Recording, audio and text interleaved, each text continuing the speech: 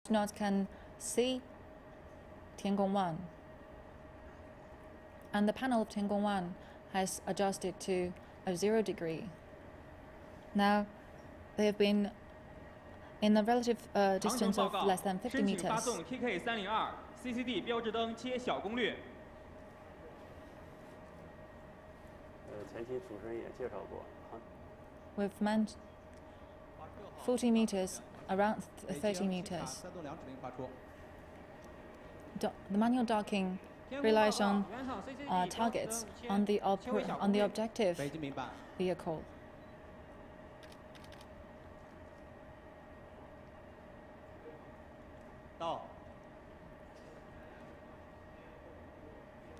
When the two vehicles get to about 30 meters, they can see the object very clearly. About 5 meters to 30 meters parking point. We don't set a parking point during the manual docking, but still it's a very important point. They will double check it.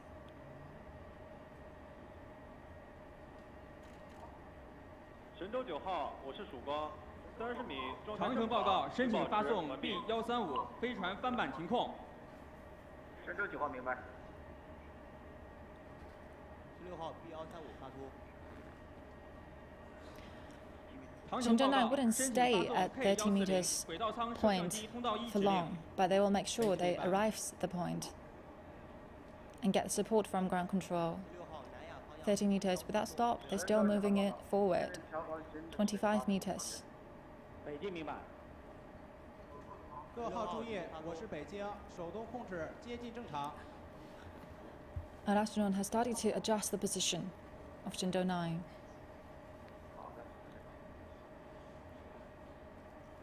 We see us propulsed at the end of the Shenzhou 9, and that's how we can tell the manual docking operation in 20 meters. We see the rings, and the cross target is still not getting into the same position. Right now on the screen,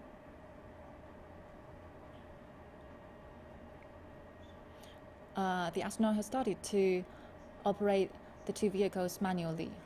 15 meters. The two crosses have been getting approached to each other. Astronaut will locate the two crosses to the same point, and that's the final task. 10 meters. It's actually very difficult to put these two exactly at the same point. 8 meters. 7 meters. At this moment, the astronaut must have felt the stress of the docking. It must be highly pressure for them. 4 meters. 明白。 3 meters. 26号黄河方向 T 卡296准备完毕。 Very good. Sits exactly on the other cross. 1 meter.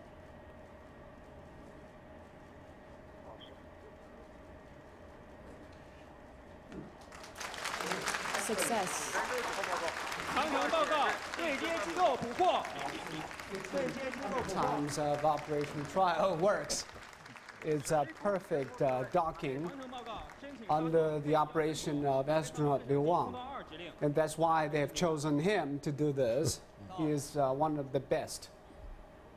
It is still need several minutes. So what is the margin of error that is allowed for an astronaut to perform manual docking? Well, for the automatic docking, the docking interface is 18 centimeters.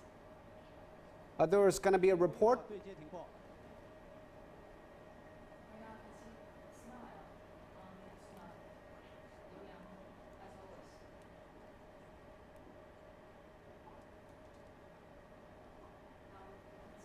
he looked pretty smug doing this. Once again, what is the margin of error for this? Well, the deviation, the actual deviation should be less than 18 centimeters, while the attitude error in both pitching, yawing, and rolling direction should be less than 4 degrees. But the astronauts raise a more strict requirement to themselves. And also, the velocity should be nominally 20 centimeters per second.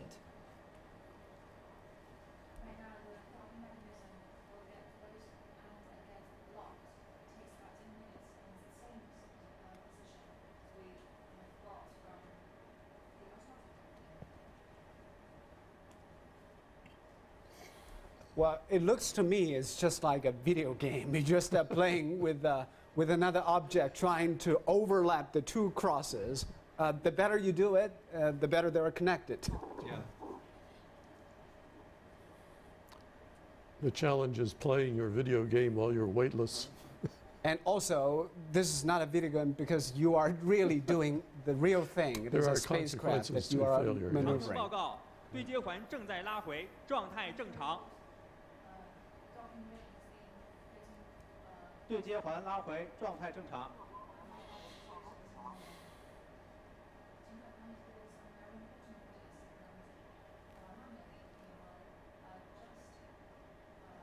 So this is, once again, they attached one another. It takes another 10 minutes to check the seal. Less than 10 minutes, because it is so accurate, so the forced alignment is omitted. So the next task will be the pulling closer for the docking ring or the capture ring, and then the sealing of the two vehicles. So which is the more accurate reference for the astronaut controlling this? Is it the optical image or is it the radar distance reading meter? Because this is conducted in the light. Well, the final approach will be mainly rely on the CCD sensors. And also, we use different technologies comparing with the former Soviet Union. They use periscope because they cannot see the target through the re-entry vehicle. There is an orbital vehicle front. But we use video cameras, and you can see also there is a big cross on the screen of the on the camera. But this time, the docking microwave reader is also very perfect. According to the designers, I've heard yesterday that they captured the target vehicle at a distance of 224 kilometers, even longer, even more longer than the last time in Shenzhou 8 mission.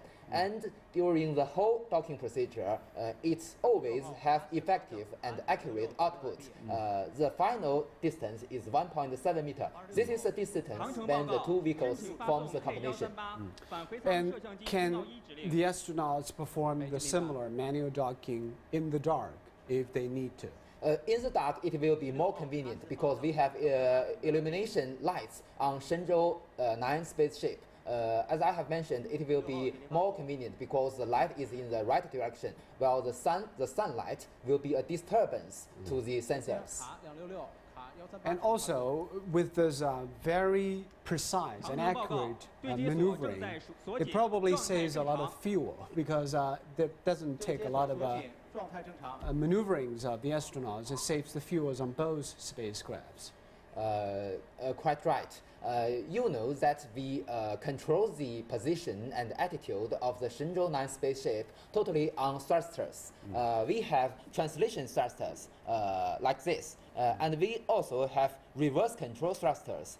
If anything emergency happened, they can withdraw the vehicle for safety. Mr. Wang, we talked about simulators here on the ground. How different is it doing in space from doing here on the Earth on a simulator? Yeah. The main difference is the weightlessness. On the ground, the weightlessness is difficult to simulate. All simulators in this mission, we developed 3 simulators. They are all fixed-based. They are all fixed-based, That is, they cannot simulate the weightlessness. Weightlessness training is also arranged in the flume, in the water. In the neural buoyancy tank, Yeah. what we call. Yeah. This is the best simulation we can have on the Earth about weightlessness. Another weightlessness simulation is airplane flying. John, how do you think they've been doing with this manual docking? That looked like a textbook example to me. I'm sure that the future pilots who will be carrying out dockings will be hoping that they'll do as well as this one. Because they are all former pilots, military pilots. It shouldn't be too much a requirement if they perform this kind of tasks. This is quite different from what pilots normally do. The point is that as pilots, they have very good reactions, very good eyesight, and they are not easily disturbed What by kind of a problems. requirement this is on the astronauts? Because they have to work both hands and their brain have to coordinate and they have to translate into their actions. To be effective in doing a manual docking, they have to go through a lot of practice because they don't want to have to stop and think, what should I do now? Yes. They have done it so has to many be a times. continuous process. They've done it so many times that they automatically do it. Yes. Well, I've heard from the front that the two vehicles have normally hooked up. And they have formed a combination once again, just as they did 6 days ago with the automatic mode. But this time they did it manually, maneuvered by astronaut Liu Wang. They have formed a combination again.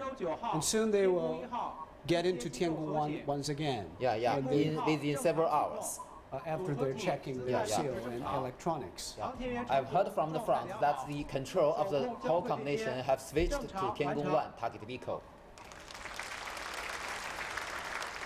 While the astronauts join their hands to celebrate the success of the maneuvering, they've done it manually docking with Tiangong 1 with the cooperation of the ground staff and the 3 astronauts on board. This marks a major milestone for China's space program, with astronauts taking control of spacecraft, joining another space vehicle in orbit.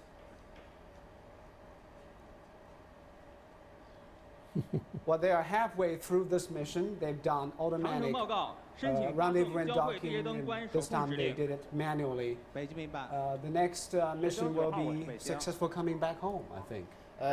Also, they will stay 4 more days in the Tiangong 1 target vehicle and perform other experiments.